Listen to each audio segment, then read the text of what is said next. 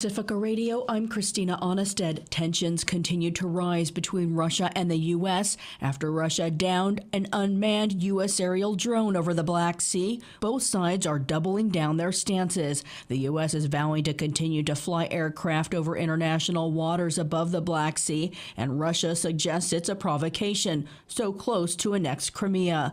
The Pentagon has released footage of what it said was a Russian aircraft pouring fuel on the unmanned aerial drone and clipping its propellers in international airspace. Russia says its warplanes didn't strike the drone and claimed the unmanned aerial vehicle went down after making a sharp maneuver.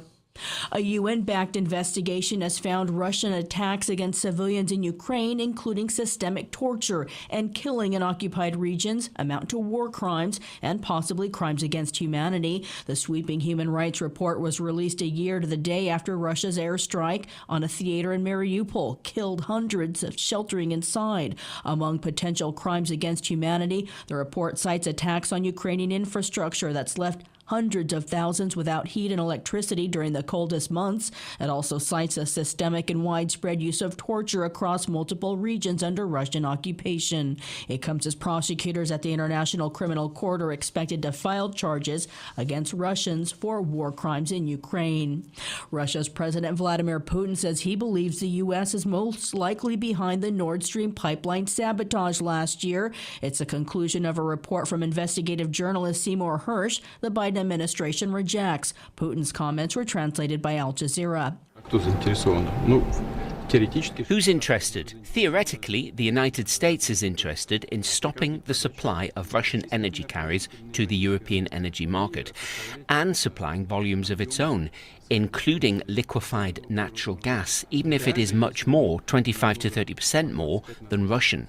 Another report from Germany says a pro-Ukraine group was involved with the Nord Stream pipeline blast. It was the largest release of methane gas on record, as much as 500,000 metric tons of methane, according to scientists.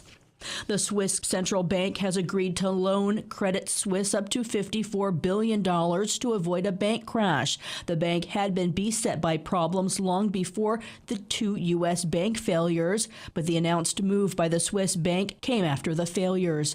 Governments around the globe have taken action to restore confidence in their banking systems since the failures in the U.S. Global trade watchdogs and some lawmakers are raising the alarm that the tech industry is trying to evade U.S. regulation through international trade agreements. Christopher Martinez reports. A new report by the group Rethink Trade says big tech is trying to rig international trade agreements in order to block government regulations and laws on issues ranging from antitrust to privacy and civil rights protections. Lawmakers joined a news conference to publicize the issue. Senator Elizabeth Warren is a Democrat from Massachusetts. Companies are increasingly relying on AI to make life-changing decisions for workers and consumers, from hiring to medical care to mortgages. But AI can discriminate on a massive scale. Algorithms can reject loan applications for having black-sounding names. They can penalize workers with disabilities. They can misidentify women of color in police footage. This is outrageous. Voters want Congress to strengthen their digital rights, and our trade agenda should reflect that. Lori Wallace is director of Rethink Trade. She says what she calls a digital trade sneak attack could undermine workers' rights, anti-monopoly policies, civil rights, and consumer protections, all under the guise of international preemption by trade agreement. These issues aren't about trade. This is a fairly stealthy Trojan horse maneuver. The advocates worry about preemptions in the Indo-Pacific Economic Framework that's currently being negotiated. Reporting for Pacifica Radio News KPFA, I'm Christopher Martinez.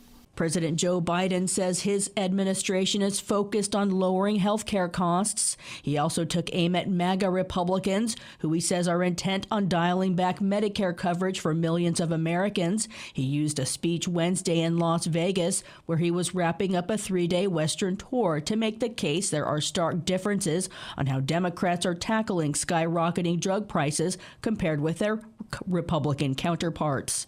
Alex Gonzalez reports. President Joe Biden highlighted his administration's efforts to lower prescription drug costs and took aim at Republicans who he said want to cut benefits. Let's finish the job. Let's protect the lower prescription drug costs for everyone.